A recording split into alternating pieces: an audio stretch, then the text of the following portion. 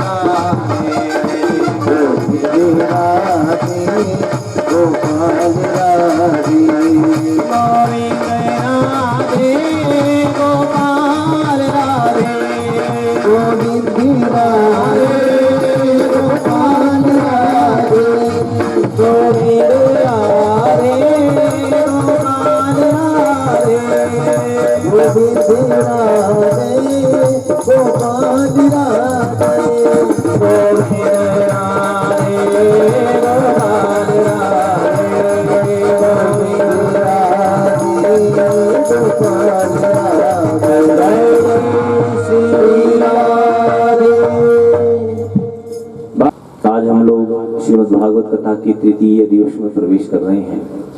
श्रीमद् भागवत कथा भगवान श्री कृष्ण जब मृत्यु लोक से वैकुंठ लोक जाने लगे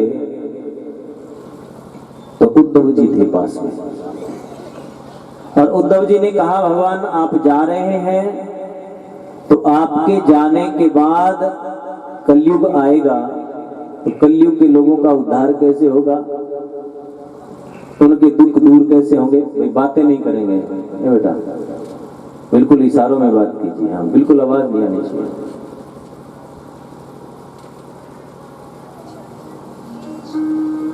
राधे।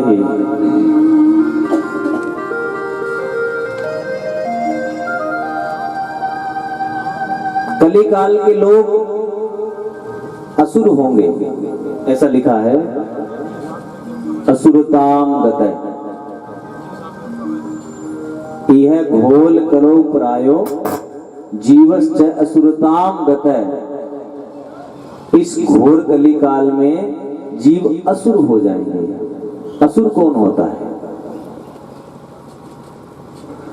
देखो भाई,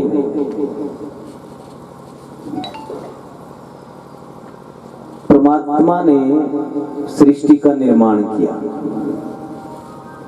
भगवान इसका पालन करते हैं, भगवान इसका संहार भी करते हैं। तो भगवान ने जब सृष्टि बनाई तो मनुष्य योनि के लिए कुछ नियमों का निर्धारण किया गया, जिससे इस सृष्टि का संचालन सही ढंग से हो सके, और उन्हीं पर चलना ये नियति है कि प्रत्येक मनुष्य का कर्तव्य बनता है कि भगवान ने जो बनाया उसको संभालना।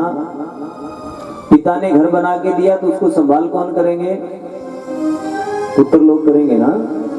अगर उसकी संभाल नहीं की जाए, रंग रोगन नहीं किया जाए तो क्या होगा? घर नष्ट हो जाता है। इसी प्रकार से भगवान हमारे पिता हैं और उन्होंने हमें ये संसार रूपी घर बना के दिया। हमारा जन्म हुआ भगवान के द्वारा, और इसको संभालेगा कौन? हमारा कर्तव्य बनता है ना। धर्म जो हम लोगों ने आजकल परिभाषा बना रखी है ना, ये हिंदू, मुस्लिम, सिख, ईसाई, ये धर्म नहीं है, ये केवल पंथ है। गीता जी में भगवान ने जो धर्म बताया है वो ये धर्म नहीं है। भगवान ने दो प्रकार का धर्म बताया है कि एक घोर कलयुग में इस संसार में दो प्रकार का धर्म है, एक लौकिक धर्म है, एक प्रालौकिक धर्म है। बात जरा सी गूढ़ है परंतु समझने वाली है, और प्रत्येक मनुष्य अगर वास्तविक धर्म की परिभाषा को समझ जाए तो झगड़ा आपस का खत्म हो जाएगा। जो भगवान ने गीता जी में धर्म वर्णन किया है, उस धर्म को प्रत्येक मनुष्य अगर समझ जाए तो धरती पे कोई झगड़ा ही नहीं रहेगा। धर्म कहा गया है कि जो जीवन की मर्यादाएं हैं, कर्तव्य हैं, वो दो प्रकार के हैं। एक सांसारिक कर्तव्य है और एक अध्यात्म कर्तव्य है। जीव को जीने के लिए संसार में व्यवस्थाएं चाहिए, रोटी, कपड़ा, मकान, आरोग्य, धन, ऐश्वर्य जीने के लिए जरूरी है ना। आवश्यकता जिस वस्तुओं की है, आवश्यक वस्तुएं जरूरी हैं जीवन में, उनकी प्राप्ति के लिए मर्यादा पूर्वक व्यवहार संसार में करते रहें। मर्यादा में रहकर के जीवन जिया जाए, और संसारिक लौकिक कृत्यों में उठने से लेकर के, उठना कैसे है, उठने का भी नियम होता है, कैसे उठना है, नित्य क्रिया से निवृत्त कैसे होना है, स्नान कैसे करना है, भजन कैसे करना है, संध्या वंदन कैसे करना है, भोजन कैसे करना है, जीवन में जो भी कर्म हमारे हैं उनको कैसे करना है, इसके लिए नियम बनाए गए हैं हमारे शास्त्रों के द्वारा। उन्हीं नियमों को ही धर्म कहते हैं। और दूसरा, इस संसार में हमारे जो ऋण है, जन्म लेते ही मनुष्य पे 4 प्रकार के ऋण चढ़ जाते हैं। प्रथम ऋण होता है धरती माता का ऋण। जिस धरती का अन्न खाते हैं हम, जिस धरती पे रहते हैं, उसका हमारे ऊपर एक ऋण है। दूसरा ऋण है पितृ ऋण। माता पिता ने जन्म दिया, पालन किया है, तो हमारा उनके प्रत्येक कर्तव्य बनता है, उनका हम पे ऋण चढ़ जाता है। तीसरा ऋण होता है देव ऋण। जो देवता लोग हैं वो हमारे इस सृष्टि का संचालन करने में सहायक हैं, हमारे जीवन में सुविधाएं देने में सहायक होते हैं, इसलिए तीसरा ऋण देव ऋण है। और चौथे प्रकार का जो ऋण होता है वो आत्मिक ऋण। जीवात्मा संसार में आई है शरीर धारण करके, तो भगवान ने इसको मनुष्य जीवन दिया, इसलिए भगवान का भी इस पर एक ऋण है। 4 ऋण होते हैं जीवन में। और ऋण का मतलब कर्ज, तो कर्जा उतारना प्रत्येक मानव का कर्तव्य है कि वो अपना कर्जा उतारे। तो उसके लिए मर्यादाएं बनाई गई हैं कि भाई आपको माता पिता के प्रति क्या व्यवहार करना है, आपको पत्नी के प्रति कैसे रहना है, आपको बच्चों के प्रति कैसे रहना है, आपको भाई के प्रति क्या कर्तव्य आपका बनता है, समाज में जिसमें रहते हो गांव में, उस गांव के प्रति आपका क्या कर्तव्य बनता है। इसी के कर्तव्यों को पालन को धर्म कहते हैं। और ये चाहे कोई भी मनुष्य है, किसी भी जाति का है, किसी भी पंथ को मानता है, किसी भी पद्धति को मानता है, ये सब कर्तव्य उस पर लागू होते हैं और ये सब कर्तव्य उसको पालन करने पड़ते हैं। ये है लौकिक ऋण, ये है लौकिक धर्म। और दूसरा है प्रालौकिक धर्म। प्रालौकिक धर्म क्या है कि जीव आत्मा शरीर धारण करके आई है, मानव बन करके हम लोग आए हैं, तो इस जीव आत्मा का उद्धार कैसे हो। लोक में रहने के बाद जब ये जाएगी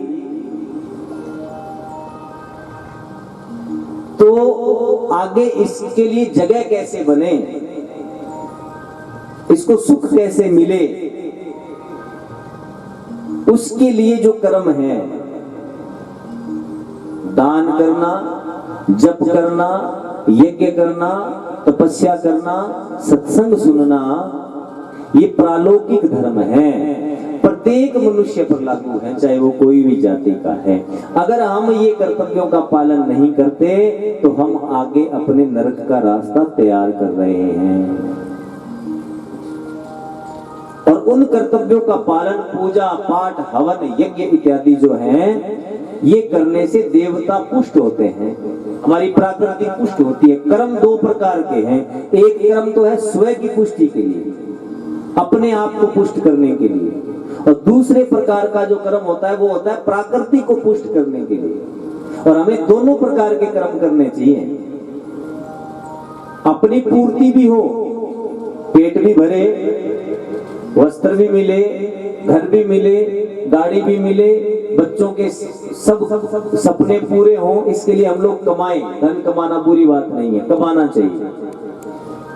दूसरे प्रकार का कर्तव्य, उस जो धन हम कमा रहे हैं उससे हमारी प्रकृति का ह्रास नहीं होना चाहिए, उससे हमारी प्रकृति नष्ट नहीं होनी चाहिए, उससे हमारी प्रकृति पुष्ट होनी चाहिए। तो हमारी प्रकृति को पुष्ट करने के लिए जो कर्म किया जाता है वो प्रालौकिक धर्म है। और वो हमें धन लगा करके करें, चाहे मन लगा करके करें, चाहे तन लगा करके करें, वो कर्म भी हमें अवश्य ही करना चाहिए। क्योंकि संसार में जन्म लेकर के जो कर्म आप करोगे, अवश्यमेव भोक्तव्यम कृतं कर्म शुभम अशुभम,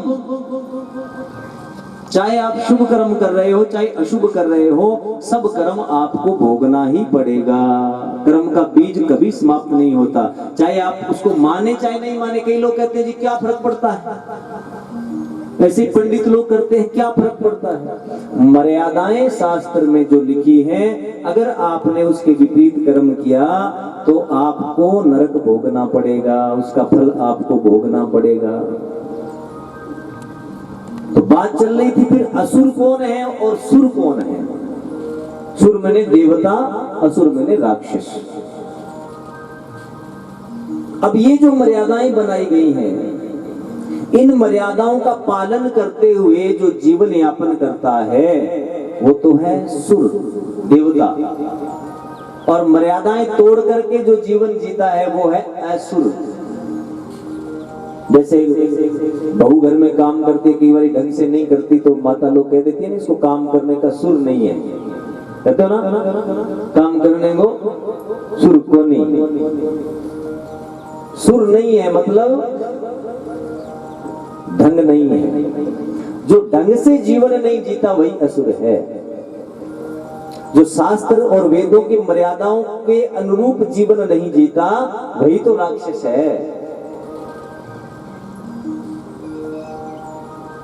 और वो कर्म, पूजा पाठ, हवन, यज्ञ भी अगर विधिहीन है, मर्यादा से परिपूर्ण नहीं है, तो उसका भी विपरीत फल मिलता है। ऐसा लिखा है शास्त्र में, यज्ञ समो न शत्रु और यज्ञ समो न मित्र। यज्ञ क्या होता है? कथा सुनना, सत्संग सुनना, पूजा करना, पाठ करना, हवन करना, बेटी की शादी करना, सब पुण्य कर्म जो कर रहे हो ना आप लोग, गौ सेवा कर रहे हो, ये सब यज्ञ है। श्रीमद् भागवत कथा सुन रहे हो, एक यज्ञ कर रहे हो। और यज्ञ समो न शत्रु, यज्ञ के समान ना तो कोई मित्र है और यज्ञ के समान ना कोई शत्रु है। अगर आपने विधिहीन यज्ञ किया तो उसके समान कोई दूसरा शत्रु नहीं है, और अगर आपने विधि पूर्वक यज्ञ किया तो उसके समान कोई मित्र नहीं है। इस संसार में यज्ञ कर्म देवताओं को पुष्ट करते हैं, देवताओं को खुराक मिलती है। जब आप लोग सत्संग सुनते हो, गौ सेवा करते हो, आप लोग दान देते हो, गौ को हरा चारा डालते हो, बेटी की शादी करते हो, घर में हवन करवाते हो, हैं, आप कोई अन्न का दान करते हो, किसी भूखे को भोजन खिलाते हो, उससे देवता पुष्ट होते हैं, देवताओं को खुराक मिलती है। स्वाहा ऐसे बोल करके जब यज्ञ में आहुति लगाते हो ना, तो देवताओं को अन्न मिलता है, उससे देवता पुष्ट होते हैं उससे। लेकिन अगर वो आहुति विधि पूर्वक लग रही है तो वो देवता पुष्ट होंगे, अगर विधि के बिना लग रही है तो राक्षस बढ़ जाएंगे, राक्षस पुष्ट होते हैं। क्योंकि दोनों भगवान के, अभी सुबह में 2-4 लोग मेरे पास गौशाला वाले गए थे, मुझे बोले जी चाय वाय पिलाने बीच में, तो उसके लिए मैं ये बात बताना जरूरी समझता हूं। 7 दिन के लिए आपके गांव में आया हूं। राक्षस लोग बोले प्रभु हम भी आपके बेटा हैं, पुत्र हैं, तो हमें भी बताइए कि हमारी पुष्टि कैसे होगी। तो भगवान बोले तुम्हारी पुष्टि भी हो जाएगी। जो विधि पूर्वक यज्ञ किया जाएगा उससे देवता पुष्ट होंगे, और जो विधिहीन यज्ञ किया जाएगा उससे राक्षस लोग पुष्ट होंगे। और मैं, एक कड़वी बात है परंतु एक अटल सच्चाई है, और दुख होता है इस बात से, आजकल 80% जो कर्म है वो विधिहीन हो रहे हैं, इसलिए राक्षस लोगों की बढ़ोतरी हो रही है। और जानबूझ करके हम करते हैं। हम लोग घर में नामकरण संस्कार भी करें, विवाह संस्कार भी करें, तो हम लोग कर्म को कोई मूल्य नहीं देते। हम लोग उल्टे कामों में ध्यान ज्यादा देते हैं। लोग शादी में, ब्याह में, नामकरण, घर में कोई बच्चा पैदा हो जाए तो 50-50 हजार रुपए शराब पिला देते हैं। अरे भाई घर में यज्ञ हुआ है और आप मदिरा पान करवा रहे हो, ये मर्यादा है क्या? विवाह एक यज्ञ है और उसमें आप शराब का सेवन करवा रहे हो, क्या ये मर्यादा है क्या? पुण्य कर रहे हो क्या? उसमें हमें जल्दबाजी नहीं है। डीजे पे गंदे गीत हम लोग चलाएंगे, उस पर नाचेंगे मदिरा पी करके, हमें कोई जल्दी नहीं होती। लेकिन जब संस्कार शुरू होता है, जिस विवाह संस्कार, जब फेरे हिंदू समाज के अंदर एक पद्धति है ब्रह्म विवाह की पद्धति, उसमें परिक्रमा फेरे होते हैं, कन्यादान का कर्म होता है, उस समय हम लोग जल्दी करते हैं कि पंडित जी जल्दी करो। और जो हमारे मूल है ब्राह्मण, हमारे धर्म का मूल है ब्राह्मण, जितना अपमान विवाह में हम ब्राह्मण का करते हैं, शायद घर के दरवाजे पे कुत्ते का भी नहीं होता होगा। तो अपना शर्म आती है, हम अपने आप को हिंदू कहते हुए, अपने आप को संस्कारों में कहते हुए भी शर्म आती है। हमें तिलक लगाने में शर्म आती है, हमें शिखा रखने में शर्म आती है, हमें धोती पहनने हुए कोई दिख जाए तो उसके लिए हंसते हैं हम लोग। हमें अपनी मर्यादाओं में शर्म आती है, अपने कपड़ों में शर्म आती है। विवेकानंद जी अमेरिका में गए और वो अपना भगवा चोला पहने हुए थे, लोग उनको देख करके वहां के लोग हंसे थे। तब उन्होंने एक बात कही थी, मेरे भारत के लोग कपड़ों पे विश्वास नहीं करते, मेरे भारत के लोग मन स्वच्छ होना चाहिए उस पर विश्वास करते हैं। मेरे भारत के लोगों का मन पवित्र है और इस पवित्रता को मैं आपको दिखा करके जाऊंगा। और जब उन्होंने भाषण किया, वहां पर बोलने नहीं दिया गया था, पहले सिर्फ 5 मिनट का समय मांग करके बड़ी मुश्किल से उन्होंने लिया, और जब 5 मिनट के लिए बोले तो फिर आधा घंटा बोले। और रोज 7 दिन तक 1-1 घंटा का भाषण होता था और लोग भीड़ लग गई थी अमेरिका के लोगों की सुनने के लिए उनको, कि भारत की संस्कृति ऐसी है, भारत की वेदों की पद्धति इतनी पवित्र है, इतनी शुद्ध है। और उस पवित्र देश के रहने वाले हम लोग मर्यादा विहीन हो रहे हैं। आज कितने उदासीन हैं हम, शर्म आती है मुझे तो। अगर इसी गौशाला में, बात कड़वी कहूंगा लेकिन सच्ची बात है, अगर कोई नाचने गाने वाली आई होती तो पूरा गांव यहाँ पर खड़ा होता, इस गौशाला प्रांगण में जगह नहीं होती, क्योंकि आज भगवान की कथा हो रही है, आज ये सत्संग हो रहा है और हम लोगों को अपने घरों के काम से फुर्सत नहीं है। उस गंदे नाच को देखने के लिए हमारे पास समय है, हम अपना काम धंधा छोड़ करके आ सकते हैं, लेकिन भगवान की कथा के लिए हम लोगों के पास टाइम नहीं है। भगवान को फर्क नहीं पड़ेगा, मैं आपको बता दूं, ना इस गौ सेवा में फर्क पड़ेगा। कोई फर्क नहीं पड़ता इस बात से कि आप लोग भगवान की कथा में आए कि नहीं आए, आपको टाइम नहीं है, ये शब्द कहते हुए भगवान को फर्क पड़ने वाला नहीं है। लेकिन एक समय आएगा जब भगवान की आपको आवश्यकता पड़ेगी, और उस दिन भगवान ने अगर ये कह दिया कि मेरे पास आपके लिए समय नहीं है, तब आपका क्या बनेगा? तब कहां जाओगे? घर में बैठ करके किसी पर एहसान नहीं कर रहे हैं हम लोग, नहीं आकर के किसी पर एहसान नहीं कर रहे हैं हम लोग, हम अपना खुद का नुकसान कर रहे हैं, हम अपने धर्म को नष्ट कर रहे हैं। ये भगवान की जो कथा है, ये मामूली कथा नहीं है। आजकल लोगों ने इसको नाटक बना दिया है, तमाशा बना दिया है, मर्यादा से विहीन कथाएं हो रही हैं। लेकिन ये महायज्ञ की कथा है, जीवन को जानने की कथा है। और ऐसा लिखा है मद् भागवत कथा ने, भगवान ने कहा, उद्धव मैं जान ही रहा हूं, मैं अपना स्वरूप श्रीमद् भागवत कथा को सौंप करके जा रहा हूं। ये मद् भागवत पुराण कोई मामूली पोथी नहीं है, ये मद् भागवत पुराण भगवान का वांग्मय स्वरूप है। अपना स्वरूप भगवान ने श्रीमद् भागवत कथा को दिया है। प्रथम और द्वितीय स्कंद भगवान के चरण हैं, 12 स्कंद हैं, उसमें से प्रथम और द्वितीय स्कंद से हम प्रवेश करते हैं उन 12 स्कंदों में। तो हम किसी की पूजा शुरू करते हैं तो कहां से शुरू होती है? चरणों से शुरू होती है। कोई अतिथि भी आए तो सबसे पहले उसको चरण स्पर्श करते हो ना। पूजा भी करते हैं भगवान की तो पहले पादयम समर्पयामि, चरणों पर जल देते हैं कि पैर धोने हैं भगवान के। तो प्रथम और द्वितीय स्कंद भगवान के चरण हैं, तृतीय और चतुर्थ स्कंद ये भगवान के घुटना है। पांचवा और छठा स्कंद ये भगवान के जंगा है। सातवां और आठवां स्कंद भगवान के बाहु हैं। नौवां स्कंद भगवान का उदर है, पेट। 10वां स्कंद भगवान का हृदय है। 11वां स्कंद भगवान का मुख है, क्योंकि 11वें स्कंद में भगवान ने उद्धव को ब्रह्म ज्ञान दिया था। अगर कोई ब्रह्म ज्ञानी बनना चाहे तो 11वां स्कंद पढ़ना चाहिए, लेकिन 11वां स्कंद तब समझ में आएगा जब 10 स्कंद पढ़ोगे। सीधा सीधा 11वें में नहीं जा सकते। और 12वां स्कंद भगवान का शीश है, ये भगवान का स्वरूप है। श्रीमद् भागवत कथा, इस स्वरूप को मान करके भी कोई प्रणाम भी करता है तो वो प्रणाम भगवान को प्राप्त हो जाता है। इसकी परिक्रमा कोई करता है तो भगवान की परिक्रमा हो जाती है। और मैं तो हैरान हूं जब ये सुनता हूं कि 4 साल से लगातार आपके गांव में कथा हो रही है और कथा के प्रति आपका प्रेम मैंने देखा, तो 10% लोग भी गांव के कथा में आते हैं, बाकी घर में बैठे हैं। आपके घर में शादी हो तो क्या आप ऐसे ही काम करते रहते हो क्या?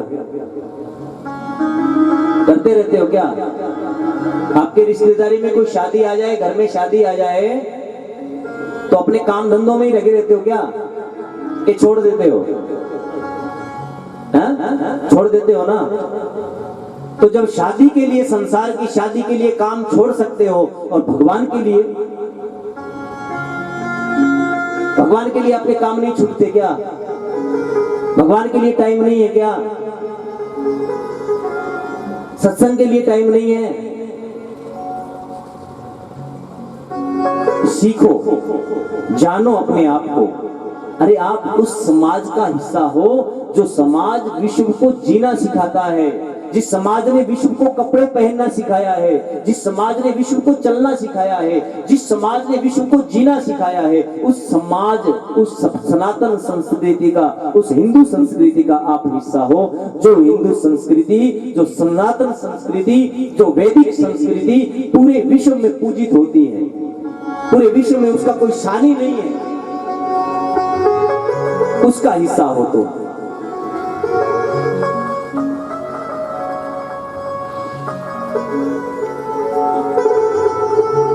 हर नर में है राम यहाँ और हर नारी में सीता है। ऐसी पावन भूमि को मैं पल पल शीश झुकाता हूँ। भारत का रहने वाला हूँ, भारत की बात सुनाता हूँ। ये उस भारत के आप लोग रहने वाले हो जिस भारत में रह करके भगवान ने गीता का उपदेश दिया, और गीता जी के जैसा ज्ञान आपको दूसरा कोई मिलेगा ही नहीं। उच्च कोटि का ज्ञान है। ऐसे देश के रहने वाले लोग ऐसे उदासीन कैसे हो सकते हैं? ऐसे पवित्र भूमि के रहने वाले लोग उदासीन कैसे हो सकते हैं? इसलिए निकलिए घर से इस कथा के लिए, निकलिए घर से 3-4 दिन के लिए इस भगवान की कथा में, और ये साबित कीजिए। बाहर के लोग आपके गांव में आ रहे हैं और देख रहे हैं आपके हाल को, तो क्या आपके गांव की बढ़ाई करेंगे क्या? 200 किलोमीटर से हम लोग चल करके आ रहे हैं, तो आपके गांव की जाके बढ़ाई करेंगे क्या? काहे को ऐसी उदासीनता दिखा रहे हो? घर घर में जाकर के बोलो, आओ भाई सुनिए इस कथा को, पवित्र बनिए, उत्तम बनिए। यही साधन है जो आपको जीवन का मूल्य समझा सकता है।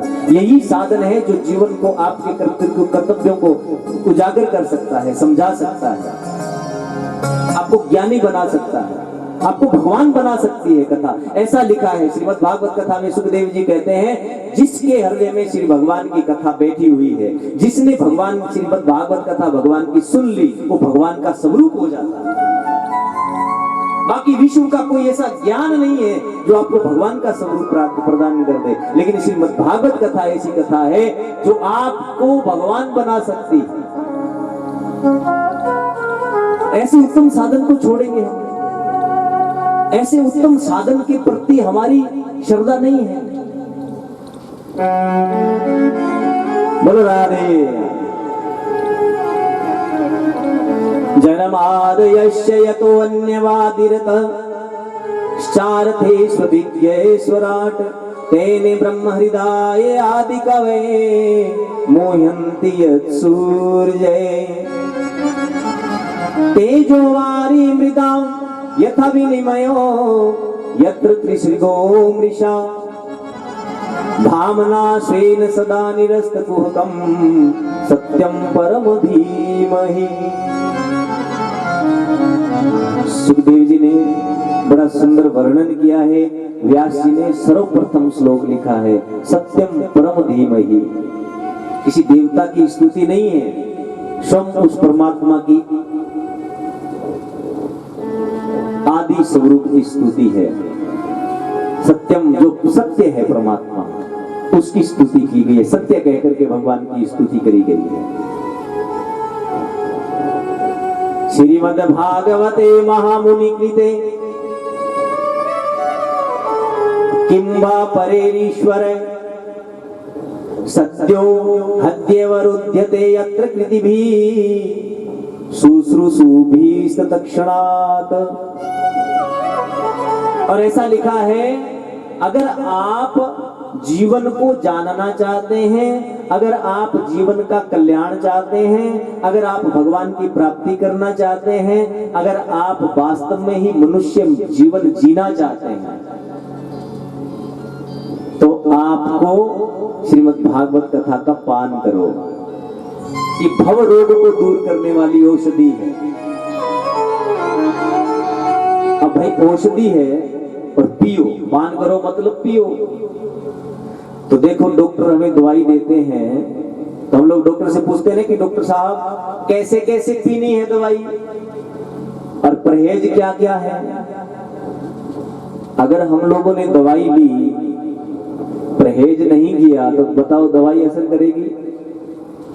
और अगर नियम से नहीं ले दवाई, डॉक्टर ने दी कि भाई ये 10 दिन की है, 2 गोली रोज लेना, 2 गोली सुबह 2 शाम को लेना, और आप लोग कहो कि 10 दिन कौन लेनी तो है ही, 140-50 गोलियां हैं, इकट्ठी गटक जाओ,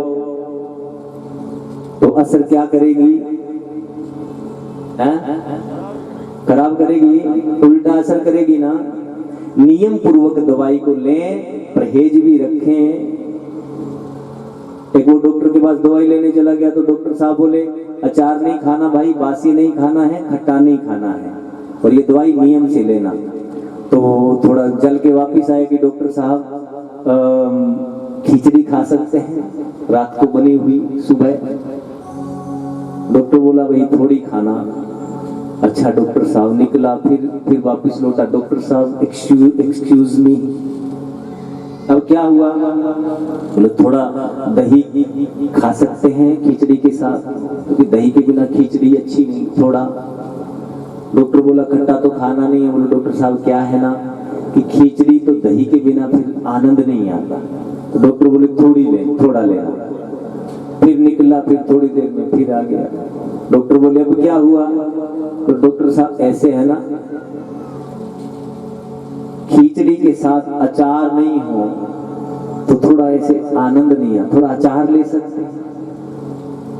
डॉक्टर बोला तुम जो मर्जी जो खा, मगर मेरा सर मत खा, तूने बीमारी रहना, ठीक होना नहीं है। सो ये दवाई है भव रोग की औषधि। कैसे पीनी है? मर्यादा में रह करके, नियम से पियोगे तो तुम्हारा कल्याण कर देगी।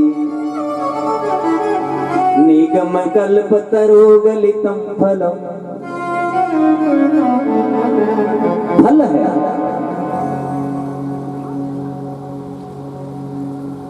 अब दीक्षित महाराज कह रहे हैं, महाराज आप एक तरफ तो कह रहे हो कि पियो, एक तरफ आप कह रहे हो कि ये तो फल है।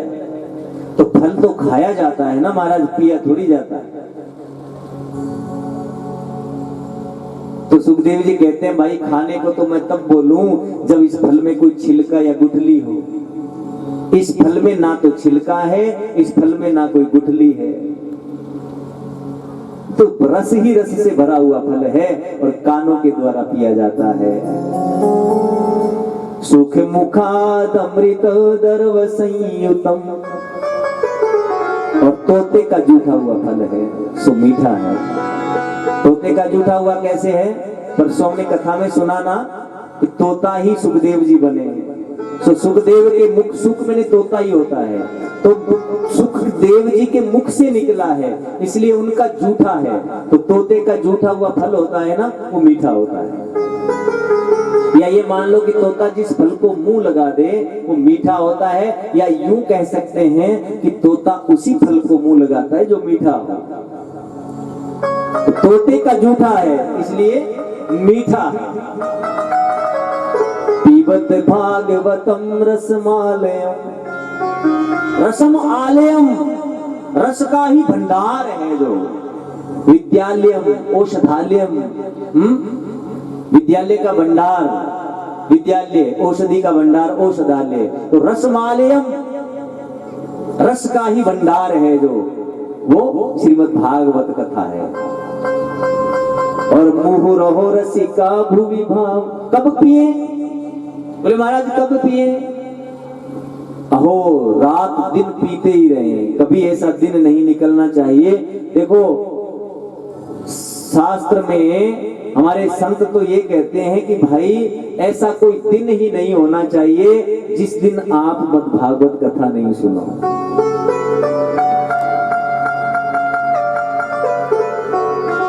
एक आपके गांव के भाई साहब कल शाम को मुझे मिले थे, बोले महाराज जी जिस दिन कथा नहीं सुनी, राधा रानी अलबेली सरकार सावरिया ले चल परली पार, सावरिया ले चल परली पार।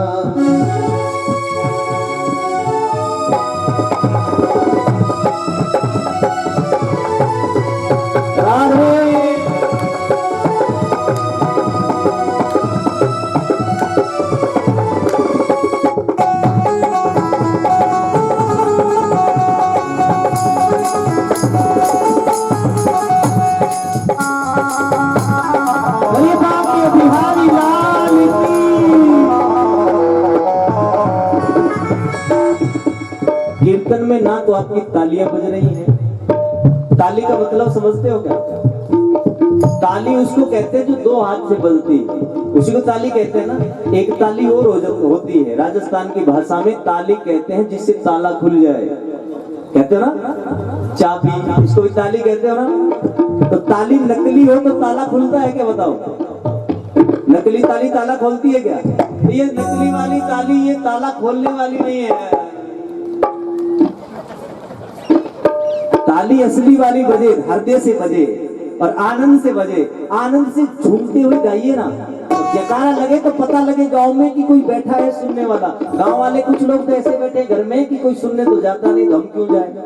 सो उनको पता लगना चाहिए कि कोई सुनने वाले बैठे हैं। बोले बांके बिहारी लाल की।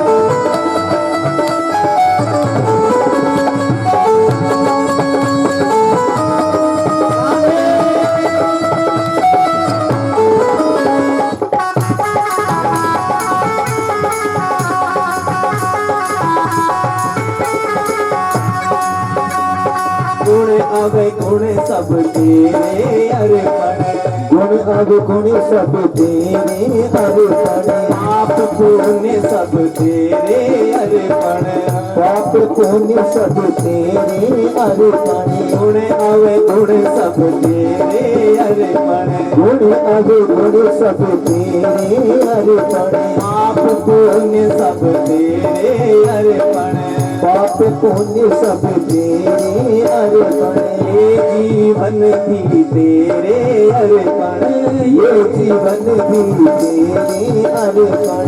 मैं तेरे चरणों की दासी, मैं तेरे चरणों की दासी, मेरे प्राण आधार सांवरिया, चल परली पार, सावरिया चल परली पार।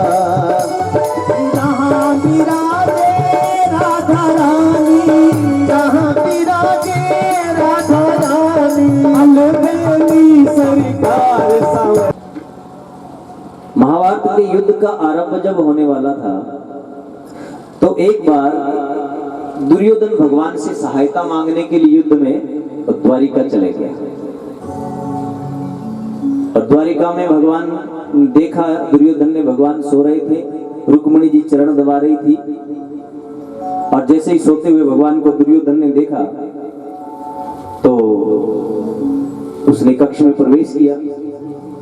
अब जैसे ही रुक्मिणी जी ने दुर्योधन का आगमन देखा तो त्योरियां माथे की चढ़ गई, अच्छा नहीं लगा। अतिथि दो तरह के होते हैं, देखो, एक अतिथि तो ऐसा होता है कि घर में आए तो बाहें खिल जाती है, अरे आप आए हो हमारे घर में, कहाँ रखें, क्या सेवा करें, हर सेवा भी छोटी लगती है, ऐसा अतिथि हो। बाहें खिल जाती हैं, कितनी खुशी मिलती है, आप आए मेरे घर। और एक अतिथि ऐसा आ जाता है कि माथे की त्योरियां चढ़ जाती है, पता नहीं कहां से आ गया, क्यों आ गया, कब जाएगा।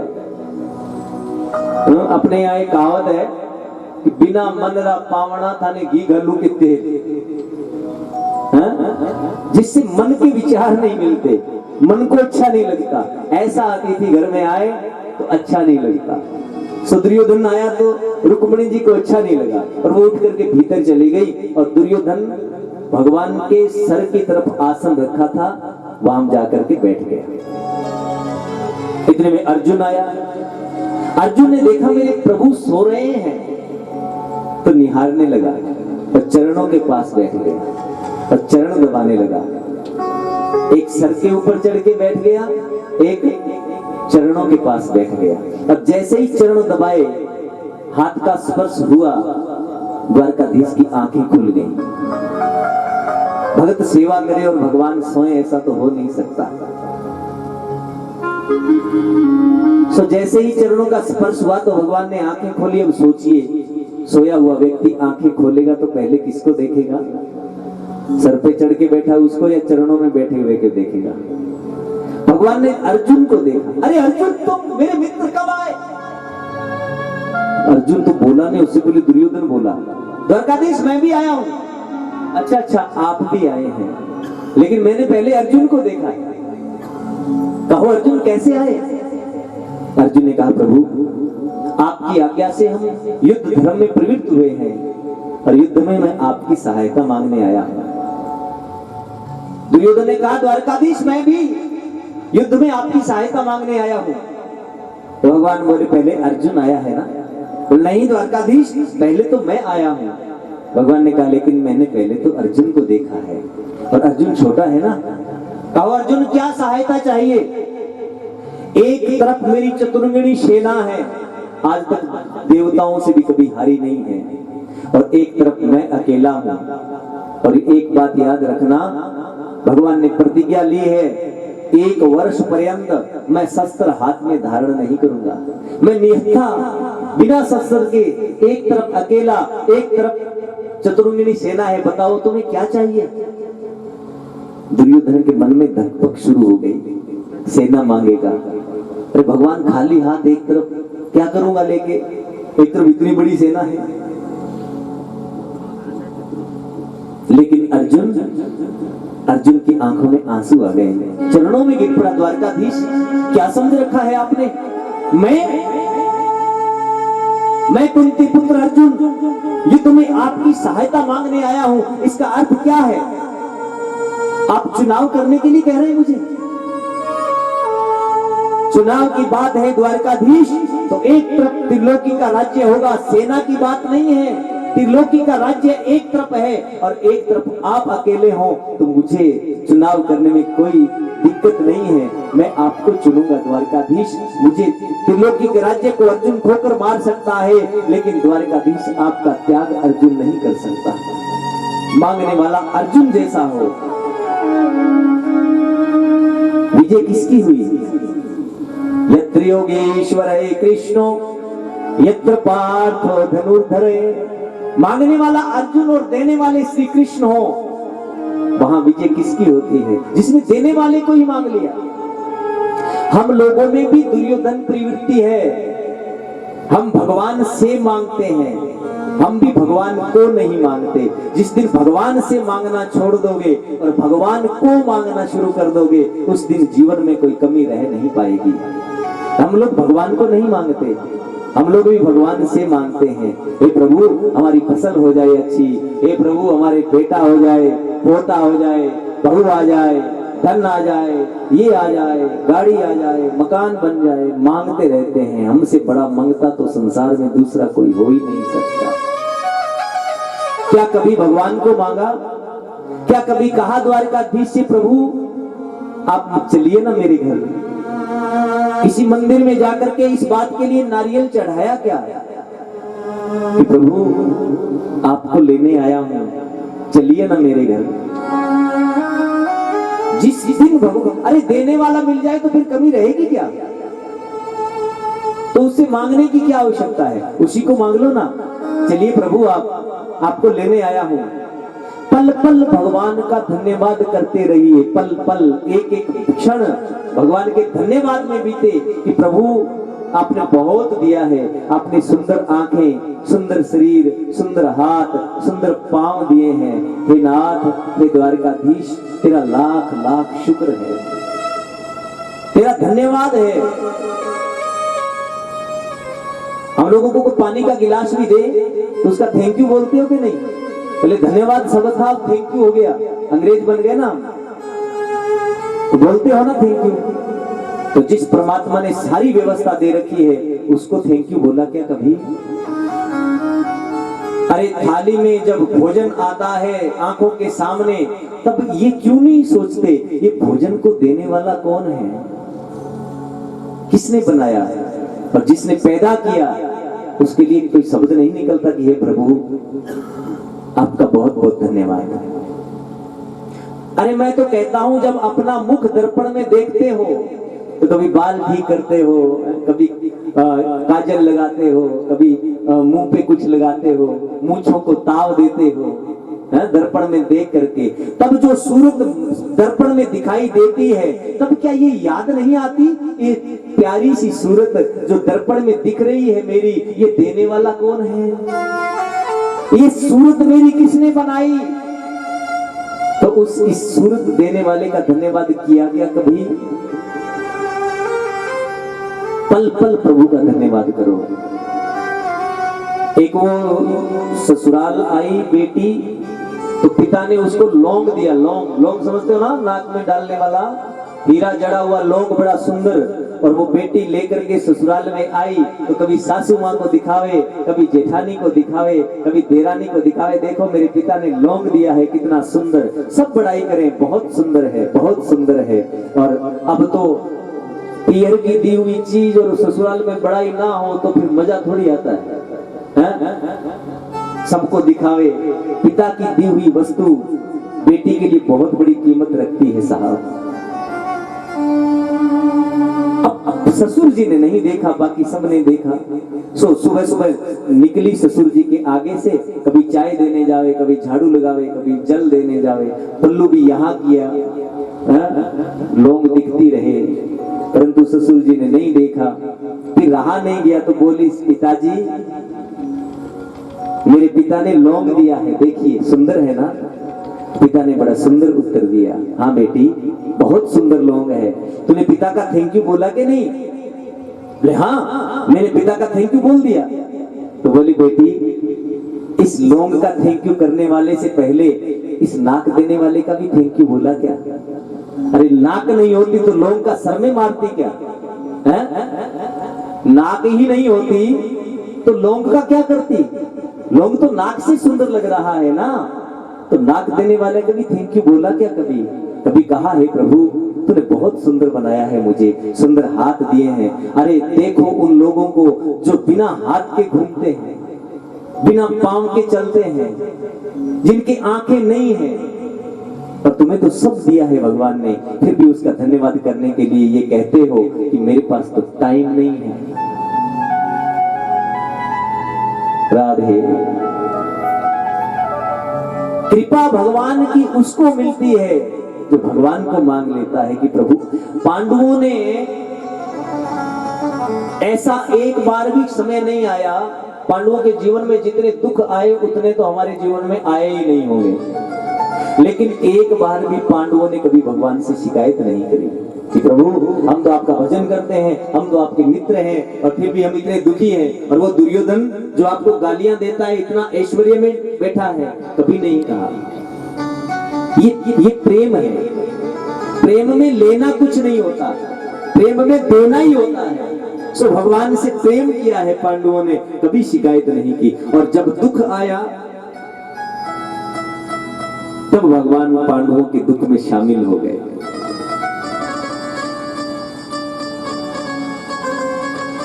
महाभारत युद्ध के समापन के पश्चात दुर्योधन की जंगा टूट गई। अश्वत्थामा ने पूछा, मित्र तुम्हारी आखिरी इच्छा क्या है? दुष्ट की दुष्टता अंत में भी नहीं जाती। दुर्योधन ने कहा, आखिरी क्या इच्छा करूं? अरे हम 100 और वो 5। दुख इस बात का है कि 100 में से एक भी नहीं है और 5 में से किसी का कान भी कटा नहीं, किसी की हम उंगली भी नहीं काट पाए। एक भी मर जाता तो सोचते कि चलो एक को तो मारा। अश्वत्थामा ने कहा मैं 5 को मार के लाऊंगा। और अश्वत्थामा रात के समय निकला। भगवान तो सब जानते हैं, सो पांडवों को लेकर निकल गए। शिविर में पांडवों के पुत्र सो रहे थे 5 द्रौपदी के पास। अश्वत्थामा गया, रात को सोते हुए 5 के सर काट के ले गया। लो मित्र, 5 को मार के लाया हूं। दुर्योधन को प्रसन्नता हुई, परंतु हाथ लगा के देखा, अरे मित्र ये क्या कर दिया? अरे मेरी इन बच्चों से शत्रुता थोड़ी थी। हमारे पीछे तो अब कोई जल देने वाला भी नहीं रहा, तर्पण करने वाला भी नहीं रहा। और इसी दुख में दुर्योधन का प्राणांत हो गया। अर्जुन आए, द्रौपदी विलाप कर रही थी। किसने किया ये? द्रौपदी, जिसने भी ये किया है मैं उसका सर काट के तेरे चरणों में डाल दूंगा। सो भगवान को लेकर के अर्जुन निकले और अश्वत्थामा भाग रहा था। भागते हुए अश्वत्थामा को पकड़ लिया। भगवान भी पल पल भक्त की परीक्षा लेते हैं, यहां भी अर्जुन की परीक्षा ले रहे हैं भगवान। अर्जुन नाटकाई है, मार इसे। अर्जुन ने कहा, प्रभु ये आतताई तो है, परंतु संकट में भी जो अपने धर्म को नहीं छोड़ता वही तो भगवान का सच्चा सेवक है ना। अर्जुन ने कहा, प्रभु ये आतताई है, परंतु मेरे गुरु का पुत्र है, ब्राह्मण है, मैं इसे मारूंगा नहीं। फिर मेरा क्या दोष? मेरा कोई दोषी नहीं है, ये द्रौपदी का दोषी है, वही इसको सजा देगी। और पशु की तरह बांध करके अश्वत्थामा को द्रौपदी के सामने ले गए। भगवान द्रौपदी की भी परीक्षा ले रहे हैं। द्रौपदी को कभी भगवान द्रौपदी नहीं कहते, अपने नाम से बुलाते हैं, कृष्णा मार, आतताई को मारना धर्म है। द्रौपदी ने कहा, प्रभु मेरे 5 पुत्र मरे हैं, मैं जानती हूं पुत्र का दर्द क्या होता है। मेरे तो पति तो जिंदा है, इसकी माता कृपी अपने पति की मौत से दुखी है, और ये भी मारा गया तो इसकी माता का क्या हाल होगा। ये जैसा भी है हमारे गुरु का पुत्र है, और फिर ब्राह्मण कितना भी पतित हो जाए उसको मृत्यु दंड का प्रावधान नहीं है। तो माथे की मणि थी अश्वत्थामा के, वो अर्जुन ने निकाल ली और श्रीहीन हो गया अश्वत्थामा। और वहां से निकला, मन में आया कि मैंने कितना अच्छा काम किया है, पांडवों के वंश में अब कोई नहीं बचा, ये कुरु वंश है, कुरु वंश में कोई नहीं बचा है। लेकिन याद आया एक तो बच गया, 5 पांडव भी बचे हैं और एक अर्जुन का पुत्र उत्तरा के गर्भ में है, अभिमन्यु का पुत्र, वो तो बच गया, मैं इसे भी नहीं छोड़ूंगा। और 6 बाण ब्रह्म अस्त्र, जलते हुए बाण अश्वत्थामा ने चला दिए। और 5 बाण जैसे ही जलाते हुए आ रहे थे,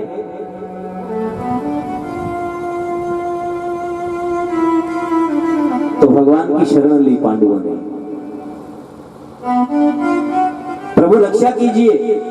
भगवान ने कहा, नतमस्तक हो जाओ, ब्रह्म अस्त्र भी तुम्हारा कुछ नहीं बिगाड़ सकता। जो भगवान के आश्रित हैं उनका ब्रह्मास्त्र भी कुछ नहीं बिगाड़ सकता। और एक ब्रह्मास्त्र का संधान अर्जुन ने कर दिया। और पांचों बाण जब टकराए ब्रह्मास्त्र से ब्रह्मास्त्र, तो ब्रह्मांड जलने लगा। भगवान के कहने पर अर्जुन ने बाण वापिस लौटाया। एक जलता हुआ बाण उत्तरा के गर्भ को जला रहा था।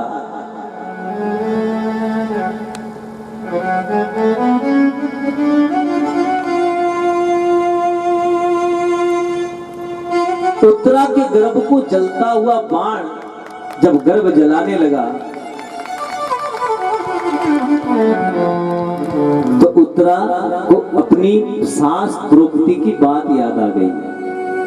द्रौपदी ने उत्तरा को एक बात सिखाई थी, आप भी सीख लेना, बड़ी सुंदर बात है।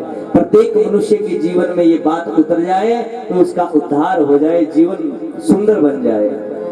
द्रौपदी ने कहा, उत्तरा, जीवन में कोई दुख आ जाए तो किसी के आगे प्रार्थना मत करना, किसी के आगे मत झुकना, क्योंकि संसार वाले दुख दूर नहीं कर सकते, केवल भगवान ही दुख दूर करते हैं। क्योंकि मेरे जीवन में जब भी संकट आया, मैंने संसार वालों को देखा है। भरी सभा में मेरी लाज लुट रही थी, द्रौपदी कह रही है, भरी सभा में नग्न किया जा रहा था मुझे। मैंने सोचा कि मेरा देवर है ये, मुझे नग्न थोड़ी कर देगा, ऐसे ही कर रहा है। और फिर अगर ये ऐसे करेगा तो मेरे 5 पति हैं, भगवान को नहीं बुरा। जब तक व्यक्ति के पास विकल्प है तब तक वो भगवान को याद नहीं करता। भगवान तो अंतिम सहारा याद आते हैं। जब संसार के समस्त सहारे छूट जाते हैं तब अंतिम सहारा परमात्मा याद आता है। द्रौपदी ने भगवान को नहीं बुलाया कि मेरे 5 पति बैठे हैं, मेरे को लुटने थोड़ी देंगे। लेकिन जब लगन हो रही थी, पितामह भीष्म जैसे महान योद्धा उस सभा में बैठे थे, किसी ने देखा तक नहीं, नजरें झुकाए बैठे हैं। द्रोणाचार्य जैसे गुरु बैठे थे, उन्होंने भी नहीं बचाया। द्रौपदी कह रही है, सुभद्रा, मेरे 5 पति बैठे थे, किसी ने मेरे को देखा तक नहीं, मेरी लाज लुटने लगी तो हाथ ऊपर करके पुकारा, कृष्ण, अब तो तुम्हारे बिना और कोई मेरी रक्षा करने वाला नहीं है। और जैसे ही आत्म समर्पण कर दिया तो भगवान साड़ी बन करके आ गए। जैसे ही प्रभु को पुकारा, साड़ी बन करके आ गए। और वो दुशासन उतारते उतारते थक गया, लेकिन वो लगन नहीं कर पाया। द्रौपदी ने कहा, प्रभु धन्यवाद। भगवान बोले, किस बात का धन्यवाद? अरे ये तो तेरा ऋण है मुझ पर। कौन सा ऋण प्रभु? याद है, इंद्रप्रस्थ नाम का नगर पांडवों ने बसाया, तब राजसूय नाम का यज्ञ किया। उस यज्ञ में शिशुपाल ने भगवान को गालियां दी। भगवान ने छूट दी, 100 गाली जब तक पूरी नहीं हो जाएगी, 100 अपराध नहीं करेगा, तब तक तुझे नहीं मारूंगा। अर्जुन मारना चाहता था तो भगवान ने रोका, बोले अभी रुको, इसके पाप पूरे होने दो, घड़ा भर जाएगा तब फूटेगा। पाप करने वाला चाहे कितना ही मौज करे, लेकिन जिस दिन घड़ा फूट जाता है ना, भर जाता है ना, उस दिन अपने आप फूटता अवश्य है। पापी को छुपने के लिए जगह नहीं मिलती।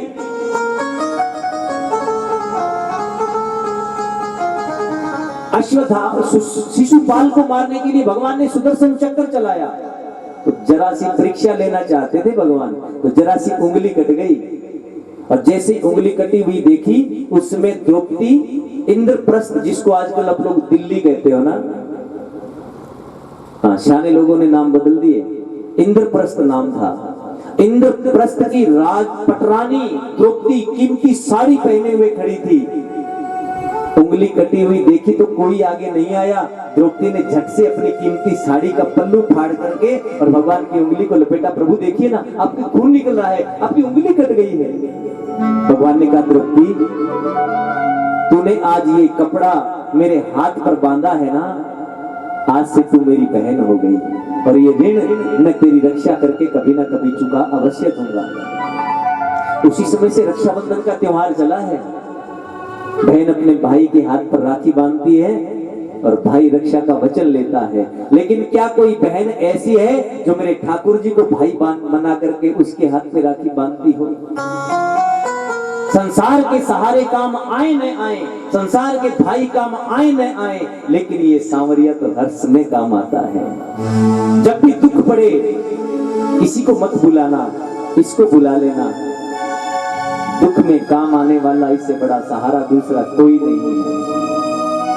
द्रौपदी ऋण है तेरा मुझ पर, और उसमें भगवान कहते हैं द्रौपदी ये साड़ी देकर के मैंने एहसान नहीं किया, वो ऋण जो था तेरा उसका अभी तो मैं केवल ब्याज चुका पाया हूं, तेरा मूल तो वैसे का वैसे ही है। क्योंकि भगवान के यहाँ जितना ब्याज मिलता है ना सजनों, इतना ब्याज दुनिया के किसी बैंक में नहीं मिलता। यहाँ इस गौ माता के निमित्त भगवान के यहाँ जो दान आप लोग कर रहे हो, ये आपकी FD हो रही है, और जितना ब्याज आपको यहाँ मिलेगा दुनिया के किसी बैंक में नहीं मिलेगा। और जो मैंने आज तक दानी को भूख मरते हुए नहीं देखा। जो जितना दान करता है, शास्त्र में लिखा है धन को बढ़ाना चाहते हो तो दान करना शुरू कर दो, जितना दोगे उतना ही बढ़ेगा। एक कहानी मैंने सुनी, एक गरीब किसान था बेचारा, उसके एक घर में बेल बड़ी मुश्किल से खेती करता था। सो एक बेल था, तो एक बेल से खेती नहीं होती, सो दूसरा मांग के लाता था। तो खेती करते करते एक दिन रात को चोर आए तो बेल चुरा ले गया चोर। और दूसरे दिन अपने गुरु के पास पहुंचा, गुरुजी एक ही बेल था, चोरी हो गया, अब खेती कैसे करूंगा। गुरुजी बोले कोई बात नहीं, चिंता मत कर, चोरी करने वाला कभी सुखी नहीं होता, और जिसकी चोरी होती है वो कभी भूख नहीं मरता। भगवान दो देंगे तुझे। कृपा कर दी भगवान ने, बड़ी अच्छी बरसात हो गई, फसल बहुत हुई। खरीद के लाया 2 बेल, हरिष्ट पुष्ट खूब खेती कर रहा था। अब तो चोर के यहाँ तो फिर खत्म हो गया खेल, फिर मामला खत्म। दोबारा फिर चोरी करने निकला, कुछ नहीं मिला तो उसी किसान के यहाँ गया। अब 2 बेल खड़े थे, रात को फिर चुरा ले गया। किसान फिर रोया, गुरुदेव बड़ी मुश्किल से 2 लाया था, चोरी हो गए। गुरुजी फिर बोले चिंता मत कर, चोरी करने वाला सुखी नहीं होता, और दान करने वाला कभी भूख नहीं मरता। ढूंढना मत, तेरा होगा तो खुद चल के आएगा। भगवान तेरे को 4 देंगे।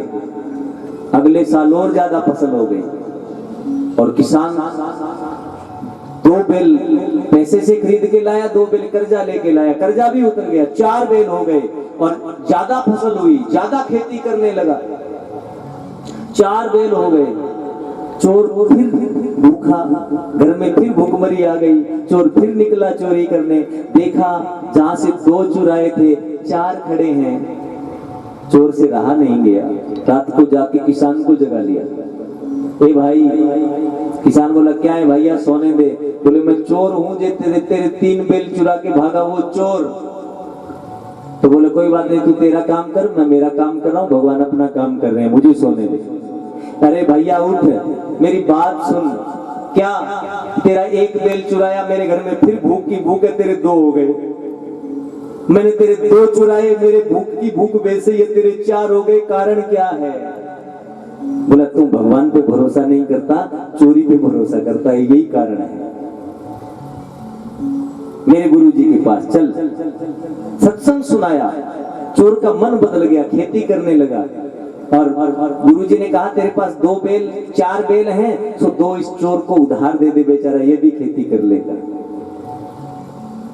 शिष्य बोला ठीक है महाराज, 2 दे दिए, अच्छी फसल हुई, और खूब धर्म कर्म करने लगा, सत्संग करने लगा, दान करने लगा। और सजनों, एक दिन उस किसान के घर फिर आया, और 5 बेल के पैसे लेके आया कि भैया तेरे समझाने से मेरा जीवन बदल गया, मैंने चोरी करना छोड़ा और मेरे घर में सुख समृद्धि आ गई है। अब तेरे 5 बेल लेकर के गया हूँ, 3 चुरा के ले गया, 2 मांग के ले गया, उनके पैसे लेके आया हूँ। किसान बोला मेरे तो 10 के पैसे पहले से आए पड़े हैं, भगवान ने दे दिए। तू 5 लेके गया, भगवान ने 10 की कृपा कर दी। अब तो ये किसी दान में ले जाना, गुरुजी के पास दे दे, कोई भंडारा कर देंगे, गौशाला में दे दे। दान करने वाला भूख नहीं मरता, और कंजूसी करने वाला कभी पेट भर के नहीं खाते, देखा मैंने। इसलिए जितना ज्यादा धन चाहते हो तो अपने धन की शुद्धि कर लेना और खूब देना। बोलो राधे।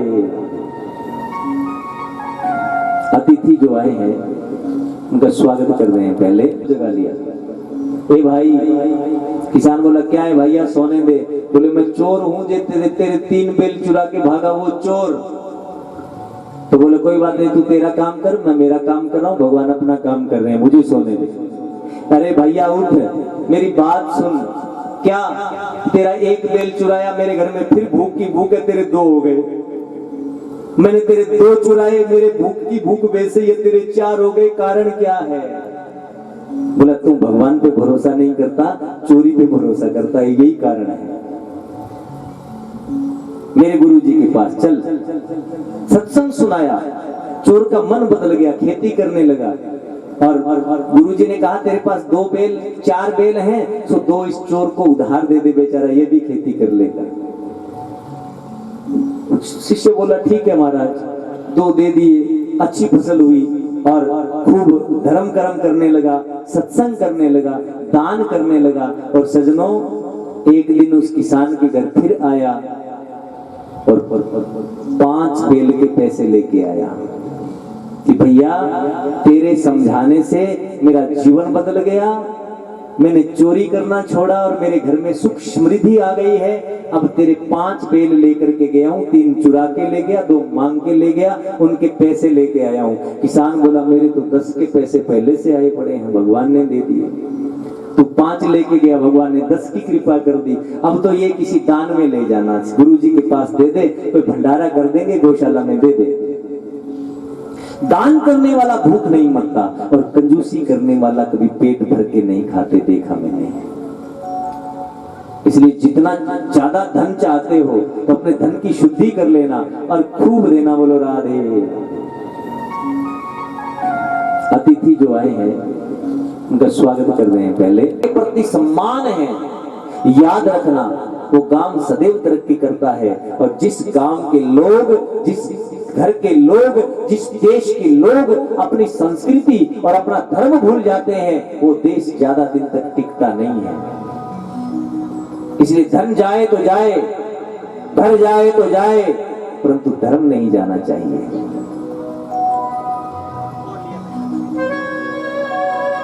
विदुर को निकाल दिया इन्होंने। भगवान ने समझाया दुर्योधन तुम एक काम करो, पांडवों को उनका हक दे दो, और तुम ज्यादा नहीं तो 5 गांव दे दो पांडवों को। दुर्योधन ने कहा सुई के नोक जितनी भूमि भी मैं पांडवों को देने वाला नहीं हूं।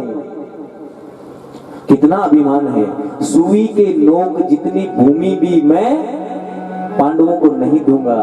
जो आदमी ये कहता है ना ये जमीन मेरी है, जमीन को हंसी आती है, रे पागल, लाखों वर्षों से, करोड़ों वर्षों से मैं यहां पड़ी हूं, किसी की नहीं हुई।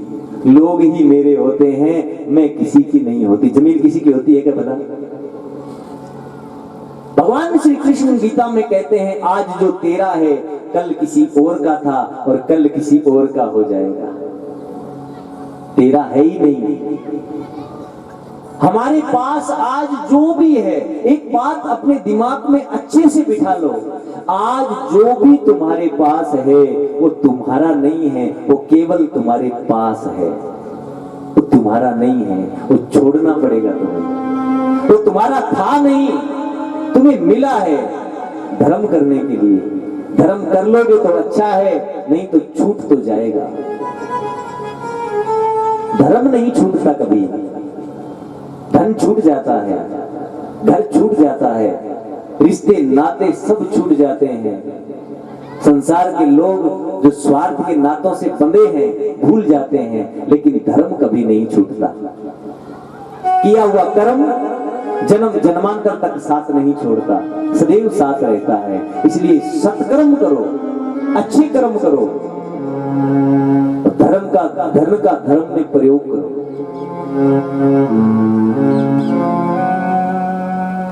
छूटी क्या, सुई के नोक जितनी भूमि भी नहीं दूंगा तो रही क्या दुर्योधन के पास, बताओ। भगवान ने कहा दुर्योधन तुम पांडवों को थोड़ा सा दे दो। दुर्योधन नहीं माना। सायंकाल हुआ, दुर्योधन बोला प्रभु भोजन कर लीजिए। भगवान बोले दुर्योधन भोजन तो नहीं करूंगा, क्योंकि भोजन के लिए दो परिस्थितियां होती हैं।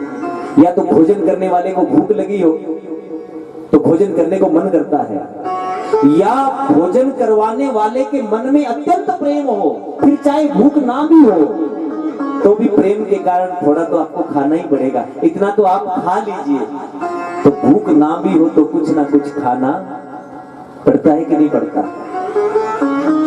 लेकिन तुम्हारे पास तो दोनों ही नहीं है, ना तो मेरे पेट में भूख है और ना ही तेरे हृदय में प्रेम है, और फिर आज तो मैं तुम्हारे यहाँ भोजन कर ही नहीं सकता। विदुर बोला क्यों? बोले आज तो मुझे विदुर काका के घर निमंत्रण है। अब आम सभा में बैठे विदुर जी बोले मैं तो मिला भी नहीं, कब निमंत्रण दे दिया? बिना वजह भरी सभा में कह दिया निमंत्रण है। प्रभु आप जानते नहीं हो, विदुर के घर आप जाते थे ना प्रभु, तो वो मंत्री का घर था, उसमें करने के लिए भोजन था। आज तो विदुर के घर खुद को लिए भोजन नहीं है, आपकी सेवा में कैसे कर पाऊंगा? वो तो दौड़े कुछ तो लेके आऊं, मेरे घर भगवान आ रहे हैं, और सीधा बाजार में चले गए कुछ लेके आऊं, मेरे घर प्रभु आ रहे हैं।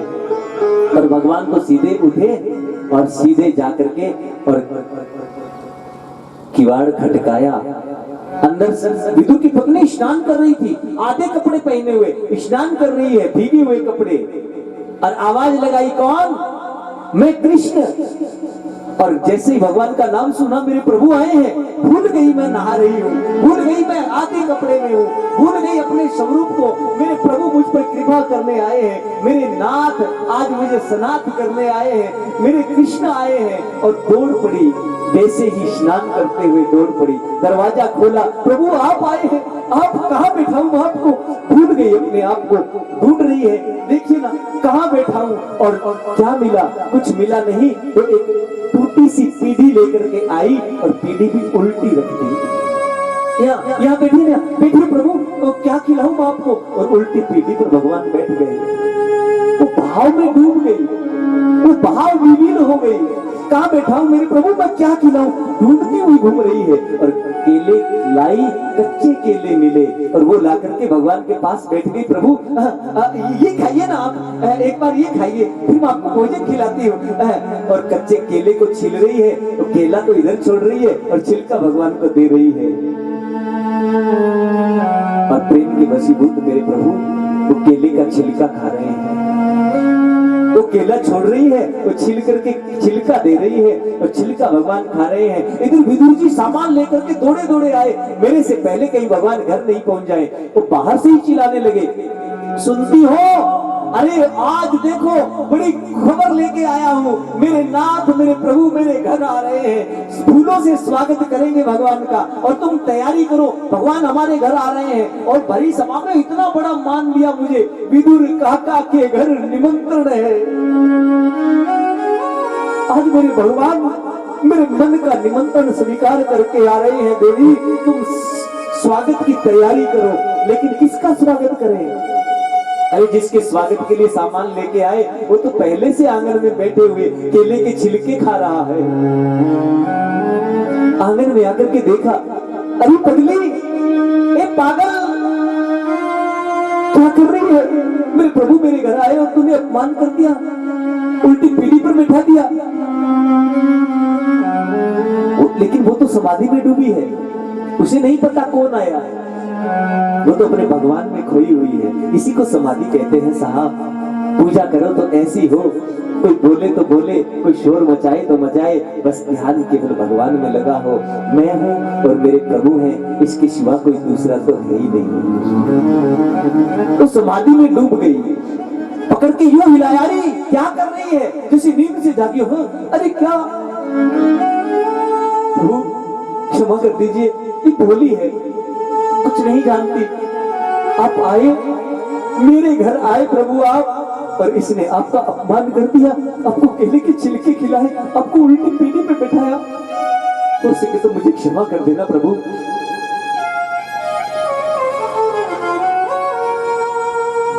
वो भाग गई भीतर, भोजन की तैयारी कर रही है, मगर उसका आनंद कम नहीं हुआ। उठिए ना प्रभु। उठाया, अब ऊंचे आसन पर बैठाया, और सुंदर आसन पर बैठा करके अब सेवा विदुर जी कर रहे हैं। अब केला, पका हुआ केला विदुर जी खिला रहे हैं, प्रभु लीजिए ना। केला खाते खाते भगवान बोले, विदुर काका बहुत मीठा है। बोले हाँ प्रभु आप ही के लिए लाया हूं ना। विदुर काका एक बात बोलूं, कहिए ना प्रभु, क्या बात है। विदुर काका केला बहुत मीठा है, परंतु मुझे जो छिलके में आनंद आ रहा था ना, वो केले में नहीं आ रहा। मैं केले का भूखा नहीं हूं। केले लेकर के तो लोग मेरे दरवाजे पे खड़े रहते हैं, सोने चांदी के थाल लेकर के लोग मेरे दरवाजे पे खड़े रहते हैं, लेकिन भाव के बिना सब मुझे सूना लगता है। भाव का भूखा हूं मैं। मुझे पदार्थ से प्रेम नहीं है, मुझे तो भाव से प्रेम है। भाव का भूखा हूं मैं, भाव ही एक सार है। भाव से मुझको भजे तो भव से बेड़ा पार है। भाव का भूखा हूं मैं। राधे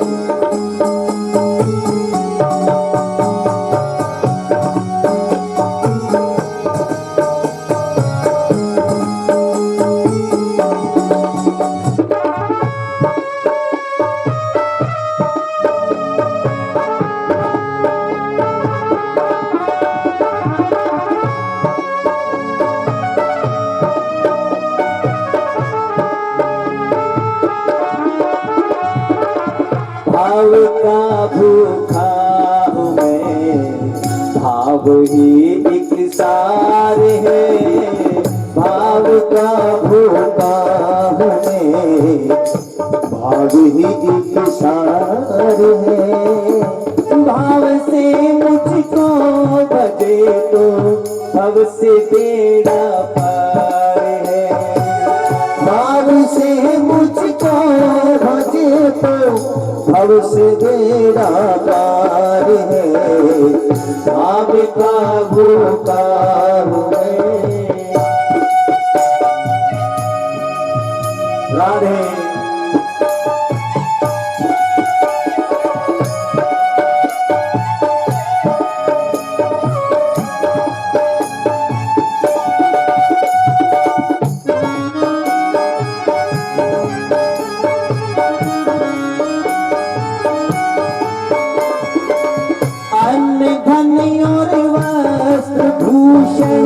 कुछ न मुझको चाहिए।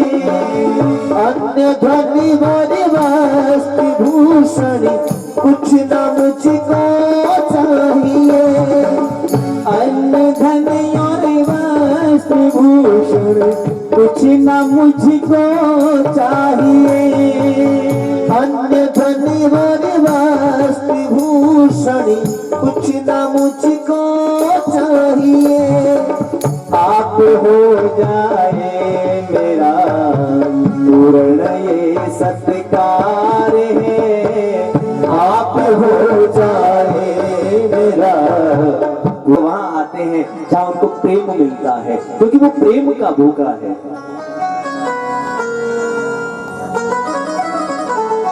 पांडवों के यहां रहते हैं भगवान, और जहां प्रभु निवास करते हैं, जहां प्रभु रहते हैं, वहां किसी प्रकार के संकट आ सकते हैं क्या भला? द्वारकाधीश द्वारका में युद्ध के पश्चात हस्तिनापुर से विदा ले रहे थे पांडवों से। पांडवों से विदा लेते समय कुंती की आंख में आंसू आ रहे थे। प्रभु, कभी ऐसा समय नहीं आया जब मैंने आपकी सेवा की हो, क्योंकि मेरे पास कभी कुछ था ही नहीं, क्योंकि तुम ऐसे समय में आए कृष्ण जब मेरे पास कुछ था ही नहीं। आज आए हो, मेरे पास सुख है और सुख में जा रहे हो, रुक जाओ ना थोड़ा। युधिष्ठिर ने कहा, अर्जुन ने कहा, सबने कहा भगवान नहीं रुके और रथ पे बैठने लगे। एक पांव रथ पे रखा, एक पांव रथ के नीचे है। उत्तरा को रोते हुए सुना, क्योंकि वो जलता हुआ अश्वत्थामा का बाण उत्तरा के गर्भ को जला रहा था। चिल्लाई, प्रभु प्रभु मेरी रक्षा कीजिए, मुझे बचाइए, प्रभु मेरी रक्षा कीजिए। द्रौपदी की बात को याद किया, किसी की शरण में मत जाना, दुख आए तो सीधे द्वारकाधीश को याद करना, क्योंकि दुख में दुनिया की कोई भी शक्ति तुम्हें बचा नहीं सकती सिवाय भगवान के। भगवान ने कहा क्या हुआ, मेरा गर्भ जल रहा है, प्रभु मेरी रक्षा कीजिए, बचाइए। भगवान ने सर पे हाथ रख दिया और एक रूप में सामने खड़े हैं और छोटा रूप धारण करके एक रूप से उत्तरा के गर्भ में भगवान प्रवेश कर गए और चारों ओर घूम घूम करके परीक्षित की रक्षा करी भगवान ने। उत्तरा से पूछा, उत्तरा कैसे है? प्रभु अब ठीक है। भगवान बोले कुंती से, बुआ देखो उत्तरा ठीक हो गई। कुंती बोली, प्रभु उत्तरा कैसे ठीक हो गई ये मैंने देख लिया। तुम दुनिया की नजर से छुप सकते हो द्वारकाधीश, मगर मेरी नजर से नहीं छुप सकते। आज मैं पहचान गई कृष्ण, तुम साक्षात ब्रह्म हो। भगवान बोले कैसी बातें कर रही हो बुआ, मैं ब्रह्म? अरे मैं तो तुम्हारा भतीजा हूं। तो नहीं प्रभु, आज पहचान लिया मैंने, आप ब्रह्म हो प्रभु। तो बुआ मुझे ब्रह्म कहती है ना, आज तक मैंने सबको कुछ ना कुछ दिया है, लेकिन तूने कभी मुझसे कुछ मांगा ही नहीं। आज मुझसे कुछ मांग लो ना, तू जो मांगेगी दूंगा। कुंती ने बड़ा सुंदर उत्तर दिया, प्रभु आप मांगने की बात करते हैं, मुझे तो बिन मांगे दिया आपने। अरे आपने तो मुझे वो दिया जो आप अपनी मां देवकी को भी नहीं दे पाए, वो मुझे दिया है। ऐसा क्या दिया है बुआ?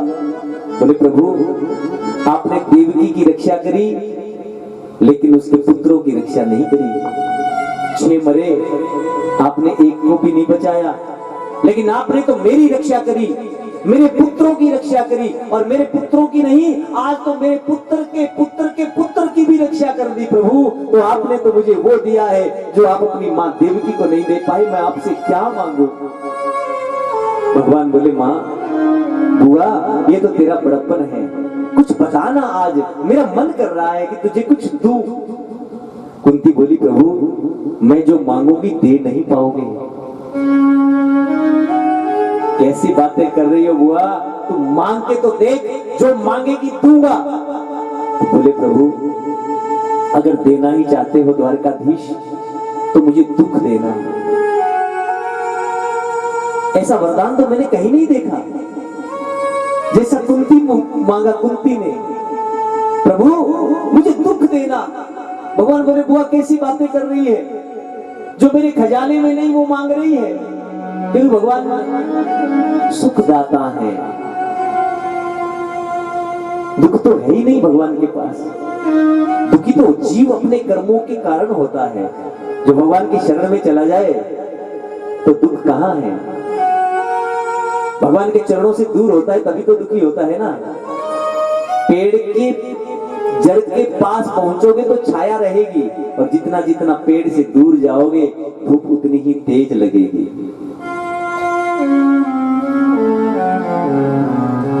लेकिन ये दुख क्यों मांगना चाहती हो बुआ? अरे दुनिया तो दुख से छूटने के लिए प्रार्थना करती है, हे प्रभु दुख से छुड़ाओ, दुख से छुड़ाओ, और तुम दुख मांग रही हो।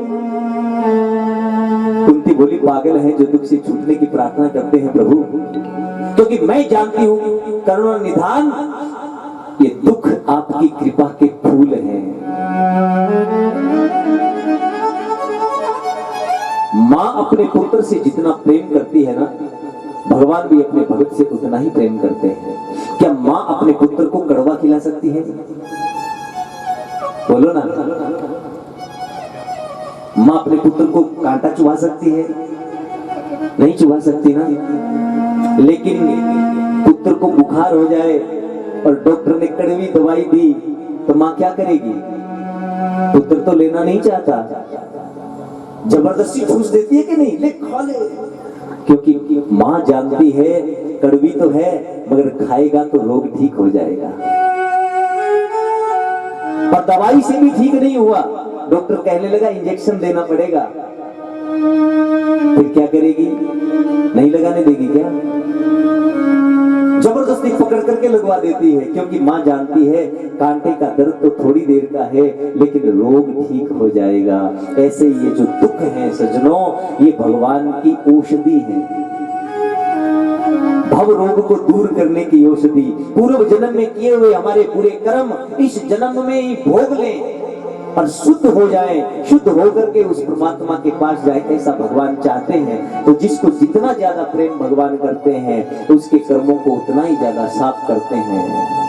हाँ, बच्चे पे मेल लग जाती है तो माँ पकड़ करके नहला देती है ना, हाँ? साबुन लगा के रगड़ती है। बच्चा रोता तो बहुत है, नहाना चाहता है क्या? नहीं चाहता ना, फिर भी माँ नहला देती है कि मेल उतर करके शुद्ध हो जाए। हमारे गुरुदेव कहा करते थे कि भगवान से मिलने का एक ही तरीका है, बालक बन जाओ। भगवान के सामने ज्यादा शाने बनोगे ना, ज्यादा ज्ञानी बनोगे तो भगवान नहीं मिलेंगे। भगवान से मिलना है तो बालक बन जाओ, बच्चा। जैसे बालक होता है, कीचड़ में लिपटा हुआ बालक माँ के पास दौड़ करके जाता है। माँ स्नान करके श्रृंगार करके बैठी हो और कीचड़ में आया हुआ है बालक और दौड़ के माँ के पास जाता तो माँ उसको धुतकार देती है क्या? माँ उसकी कीचड़ भी साफ कर देती है और अपनी गोद में बैठा लेती है। ऐसे ही बच्चा बनोगे भगवान का, बालक बन जाओगे, अबोध, कुछ नहीं जानता प्रभु में, अबोध बालक बन करके भगवान से प्रेम करोगे तो भगवान जन्मों जन्मों की लगी हुई कीचड़ भी साफ कर देंगे और अपनी गोद भी प्रदान कर देंगे बच्चा बन करके। तो देखो भगवान का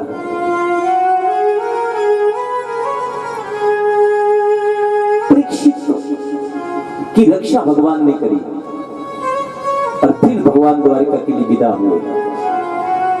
कुंती ने मांगा दुख देना, भगवान दे पाए क्या? क्योंकि भगवान के पास दुख नहीं है। बोलो राधे।